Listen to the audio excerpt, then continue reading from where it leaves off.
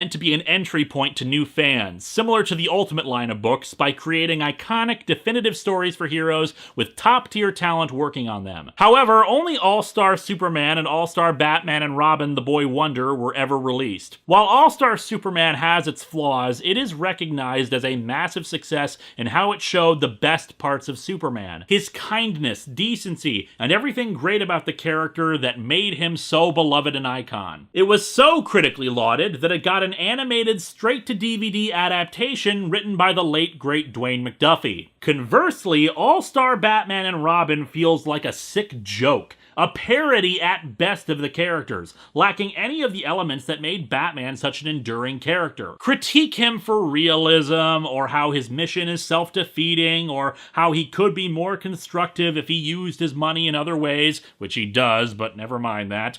But I see Batman as a figure ultimately of how one can rise above tragedy to do good in the world and improve yourself. He is brusque, yes, but not heartless. Aggressive, but not unethical. He drives himself to the extremes he does, sacrifices himself and his happiness at times for one goal, so that no other 8-year-old child will ever have to go through what he did. Sometimes he goes too far, and sometimes he makes mistakes, but that's because he's not a god, nor should he be. He is human. If Superman represents the hope and compassion that humanity is capable of, Batman represents the determination and intellect we are also capable of. Superman's worst foe is Lex Luthor, a wealthy genius who uses his power for evil. But Superman's best friend is Batman, a wealthy genius who uses his power for good. The Batman of this story, however, is not any of those things. He is violent, judgmental, immature, manipulative, self-important, and most disgusting of all,